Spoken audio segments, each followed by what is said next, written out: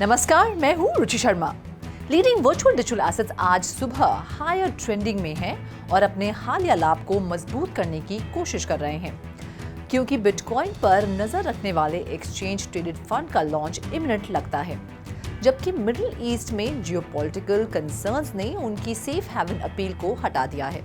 Market capitalisation के हिसाब से सबसे बड़ी क्रिप्टो करेंसी बिटकॉइन की कीमत $34,500 के करीब है। ये वर्तमान में 1.12% ऊपर $34,470.29 पर ट्रेड कर रही है।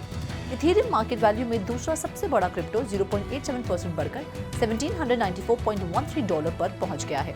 दुनिया की सबसे बड़ी क्रिप्टो करेंसी का ट्रेडिंग वॉल्यूम मार्च के बाद से अपने उच्चतम स्तर पर पहुंच गया है। द ब्लॉक के डेटा डैशबोर्ड के अनुसार कई एक्सचेंजेस में स्पॉट एक्सचेंज वॉल्यूम के लिए 7-डे मूविंग एवरेज गुरुवार को क्रमशः $24.12 बिलियन और शुक्रवार को $23.98 बिलियन तक पहुंच गई। इसकी तुलना में इस महीने के पहले दिन एक्सचेंजेस पर बिटकॉइन ट्रेडिंग वॉल्यूम $11.02 बिलियन थी। इस साल बिटकॉइन की कीमतें दुगनी हो गई हैं, जिसकी वजह से इसका मार्केट डोमिनेंस 30 मंथ्स के उच्चतम स्तर पर पहुंच गया है। इसके साथ ही जैसा कि पिछले हफ्ते में देखा गया, ज्यादातर अन्य ऑल्ट कॉइन्स ने बिटकॉइन पर नजर रखते हुए लाभ अर्जित किया है। सोलाना के SOL, कार्डानो के ADA, पॉलीगॉन मैटिक कुछ लाभ पाने वाले और उच्च स्तर पर बने हुए हैं। पिछले 24 घंटों में ग्लोबल क्रिप्टो मार्केट कैप 1.34% बढ़कर $1.27 ट्रिलियन हो गई है। इसके साथ ही टोटल क्रिप्टो मार्केट वॉल्यूम 6.16% बढ़कर $25.89 बिलियन हो गई है। DeFi का टोटल वॉल्यूम वर्तमान में $2.65 बिलियन है और सभी स्टेबल कॉइन्स का वॉल्यूम $22.37 बिलियन है, जो total crypto market 24 hour volume का क्रमशः 10.26% और 86.43% का प्रतिनिधित्व करता है। बिटकॉइन का डोमिनेंस वर्तमान में 53.06% है, जो दिन के मुकाबले 0.04% अधिक है। टॉप 15 टोकन का बैरोमीटर IC15 इंडेक्स 1.38% बढ़कर 42,458.20 पर पहुंच गया। इस बीच पिछले हफ्ते कई महीनों के निचले स्तर पर समाप्त होने के बाद US स्टॉक फ्यूचर्स आज सुबह उच्च स्तर पर ट्रेड कर रहे थे। इन्वेस्टर्स अर्निंग रिपोर्ट और इकोनॉमिक डेटा पर ध्यान केंद्रित करने में व्यस्त हैं। इसमें क्रिप्टो एसेट्स में अस्थिरता बढ़नी चाहिए। बिटकॉइन ब्लॉकचेन पर ऑर्डिनल इंस्क्रिप्शंस की संख्या 36 मिलियन के आंकड़ों को पार कर गई है, जो डेली ऑन-चेन इंस्क्रिप्शन इशुएंस जारी करने में महीने भर की गिरावट से बदलाव का संकेत देता है। गिरावट 24 सितंबर 2023 को शुरू हुई, जब 24 घंटे के भीतर 440,760 इंस्क्रिप्शंस लिखे गए। इसके बाद इस अवधि में एक महत्वपूर्ण गिरावट देखी गई, जो 13 अक्टूबर को सबसे निचले स्तर पर पहुंच गई, जब 10,000 से भी कम इंस्क्रिप्शंस मिंट किए गए।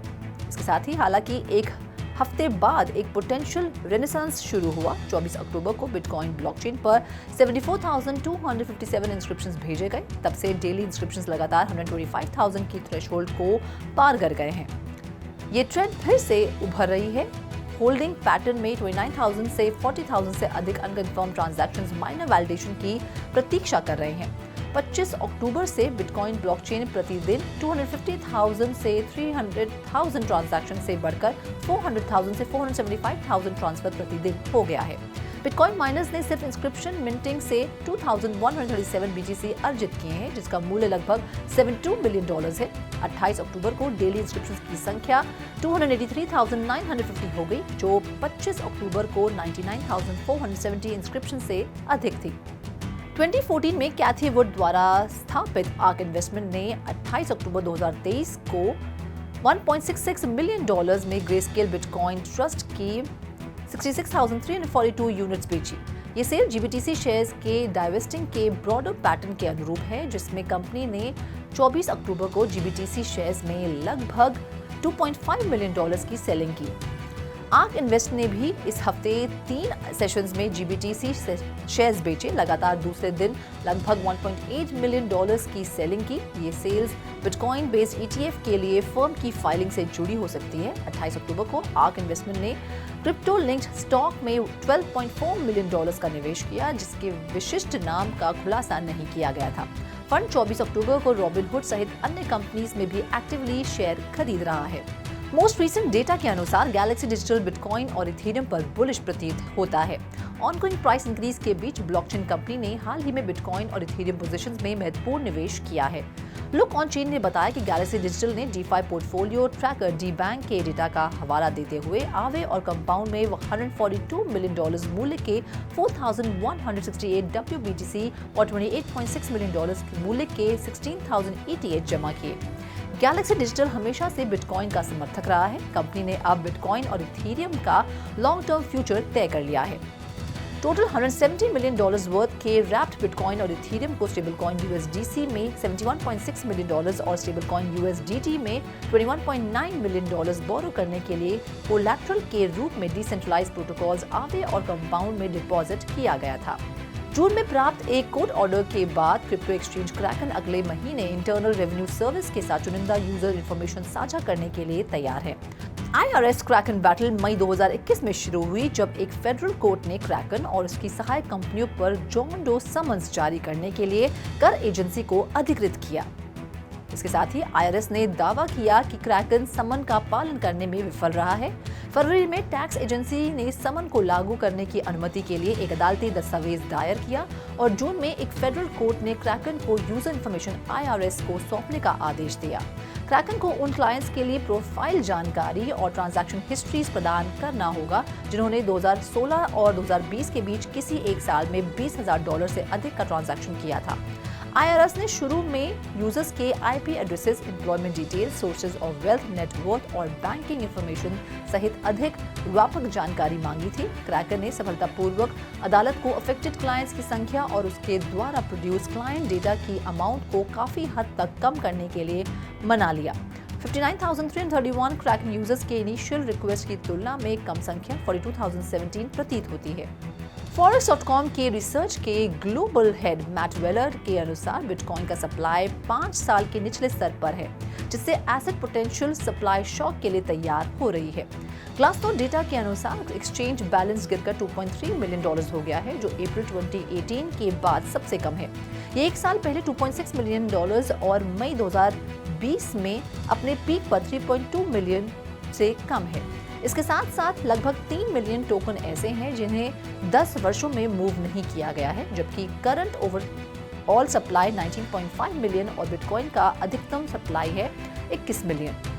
वेलर का सुझाव है कि स्पॉट ETF बिटकॉइन के लिए सप्लाई और डिमांड पिक्चर को मौलिक रूप से बदल सकते हैं, जिससे ये इन्वेस्टर्स के नए सेट के लिए अवेलेबल हो सकेगा। ये विशेष रूप से महत्वपूर्ण है क्योंकि बिटकॉइन ने इक्विटी में अलग होकर और US स्टॉक्स के कोरिलेशन टेरिटरी में प्रवेश के साथ रैली करके अपनी अनकोरिलेटेड एसेट का आकर्षण फिर से हासिल कर लिया है। सैम बैंकमैन-फ्रीड, जिस पर धोखाधड़ी के लिए न्यूयॉर्क में मुकदमा चल रहा है, आरोपों का सामना करने वाले ये एकमात्र क्रिप्टो फाउंडर नहीं है। डेटा से पता चलने के बाद कि इस साल कंपनी के वॉल्यूम में गिरावट आई है, ब्लूमबर्ग बिलियनियर्स इंडेक्स ने बाइनेंस के रेवेन्यू के अपने अनुमान को 38% कम कर दिया है। इससे बाइनेंस के फाउंडर चैंगपेंग जाओ, जिन्हें CZ के नाम से भी जाना जाता है, की एसेट घटकर $17.2 बिलियन हो गई है। CZ, जो कि 46 इयर्स के हैं, उन इवेंट्स में शामिल थे जिनके कारण फेडरल कोर्ट में बैंकमैन-फ्रीड की गिरफ्तारी हुई। एक रिपोर्ट के बाद की बैंकमैन-फ्रीड के हेज फंड अल्मीडा रिसर्च की भी इसमें बड़ी स्थिति थी। बाइनेंस के फाउंडर ने नवंबर में घोषणा की कि वे FTX से जुड़े टोकन को लिक्विडेट कर रहे थे। कुछ FTX कस्टमर्स फंड्स विड्रॉ करने के लिए दौड़ पड़े और एक्सचेंज उछाल को बरकरार रखने में असमर्थ रहा। एक हफ्ते से भी कम समय में इसने बैंक्रप्सी घोषित कर दी। बाइनेंस के रेवेन्यू को calculate crypto tracking services CoinGecko और CoinPaprika के स्पॉट और डेरिवेटिव ट्रेडिंग डेटा का उपयोग करने के लिए किया जाता है। पॉपुलर ट्रेडिंग पेयर्स के लिए जीरो फी प्रमोशन के वजह से बाइनेंस ने इस साल की शुरुआत में अपना मार्केट शेयर बढ़ाया, जो फर्स्ट क्वार्टर में total on exchange crypto trades के 62% तक पहुंच गई। रिसर्च फर्म CC डेटा के अनुसार ऑफर एक्सपायर होने के बाद थर्ड क्वार्टर के अंत में बाइनेंस का शेयर गिरकर 51% हो गया। 2024 टर्किश प्रेसिडेंशियल एनुअल प्रोग्राम का लक्ष्य 2024 तक देश में क्रिप्टो नियमों को अंतिम रूप देना है। प्रोग्राम क्रिप्टो एसेट्स और क्रिप्टो एक्सचेंज जैसे क्रिप्टो एसेट प्रोवाइडर्स के लिए लीगल डेफिनेशंस को डिफाइन करने के लिए स्टडीज की आउटलाइन तैयार करता है। हालांकि फ्यूचर रेगुलेशंस पर कोई डिटेल्स नहीं दिए गए हैं। सितंबर 2023 में टर्की क्रिप्टो एक्सचेंज थॉडिक्स के फॉर्मर CEO फारूक फतेह को 11,196 ईयर्स की जेल की सजा सुनाई गई थी। 2022 में क्रिप्टो रिलेटेड सर्च रिक्वेस्ट के मामले में टर्की दुनिया का दूसरा देश था जिसमें 5.5% आबादी ने ऐसा किया था। Local fiat currency Turkish lira के चल रहे इन्फ्लेशन क्राइसिस के कारण देश में 2021 में क्रिप्टो उपयोग में 11 गुना वृद्धि देखी गई। Central bank of Republic of Turkey ने अपनी डिजिटल करेंसी डिजिटल लीरा का पहला ट्रायल दिसंबर 2022 में पूरा किया और पूरे 2024 तक टेस्टिंग जारी रखने की योजना बनाई है। प्रेसिडेंट रेसिप तय्यिब ने बार-बार डिजिटल लीरा प्रोजेक्ट का समर्थन किया है। प्रमुख एसेट मैनेजमेंट फर्म वैनिक ने सिक्योरिटीज एंड एक्सचेंज कमीशन के साथ अपनी बिटकॉइन स्पॉट ETF फाइलिंग को अपडेट किया है। कंपनी जो कई क्लाइंट्स को इन्वेस्टमेंट प्रोडक्ट्स ऑफर कर रही है ने इन्वेस्टर्स को बिटकॉइन एक्सपोजर की पेशकश करने के लिए एक रेगुलेटेड और सिक्योर तरीके की आवश्यकता को पहचाना है। शुरुआत में वैनिक ने कई साल पहले SEC के साथ बिटकॉइन ETF के लिए फाइल किया था, लेकिन नियामक बाधाओं का सामना करना पड़ा और अंततः इसे वापस ले लिया गया। Updated filing bitcoin ETF provide करने के लिए वैनिक की प्रतिबद्धता को दर्शाती है, जो मार्केट मैनिपुलेशन से संबंधित ट्रेडिशनल फाइनेंशियल मार्केट्स के स्ट्रिक्ट रेगुलेटरी स्टैंडर्ड्स का पालन करती है। 2023 के फर्स्ट हाफ तक 6 मिलियन इन्वेस्टर्स के साथ कोरियन क्रिप्टो मार्केट में उल्लेखनीय वृद्धि होने की उम्मीद थी, जो देश की आबादी का 10% से अधिक था। इसमें से ज्यादातर इन्वेस्टर्स अपबिट, बिथम, कॉइन1 और कॉर्बिट जैसे सेंट्रलाइज्ड एक्सचेंजेस में भाग ले रहे हैं, जो सामूहिक रूप से ग्लोबल ट्रेडिंग वॉल्यूम में 10% का योगदान दे रहे हैं, जो दूसरे सबसे बड़े एक्सचेंज कॉइनबेस को पीछे छोड़ रहे हैं। क्रिप्टो करेंसी ट्रेडिंग वॉल्यूम में ग्लोबल डिक्लाइन के बावजूद ये प्रमुख कोरियन CEX फल फूल रहे हैं। कोरियन क्रिप्टो मार्केट में 4 प्रमुख एक्सचेंजेस का वर्चस्व है। फरवरी में $36 बिलियन के ट्रेडिंग वॉल्यूम के साथ अपबिट टॉप पोजीशन पर है। मार्केट में बिटकॉइन की हिस्सेदारी 15% से 20% है। कॉइन1 और कॉर्बिट का मार्केट शेयर छोटा है। ऑल्ट कॉइन ट्रेडिंग का हाई प्रोपोर्शन अपबिट और कॉइन बेस यूजर्स के बीच इन्वेस्टमेंट प्रेफरेंस के अंतर के कारण है। अपबिट का ट्रेडिंग वॉल्यूम इंडिविजुअल इन्वेस्टर्स पर निर्भर करता है, जबकि कॉइनबेस के इंस्टीट्यूशनल इन्वेस्टर्स पोर्टफोलियो स्टेबिलिटी को प्राथमिकता देते हैं। लूम नेटवर्क 62% रेशियो के साथ ट्रेडिंग पर हावी है। इसके बाद 55% पर ई-कैश और 43% पर फ्लो है। इस खास बुलेटिन में फिलहाल इतना ही। आप देखते रहिए 3.TV और ज्यादा जानकारी और स्टोरीज के लिए लॉग ऑन करें हमारी वेबसाइट www.3hourstv.io पर या फिर QR कोड को स्कैन करें।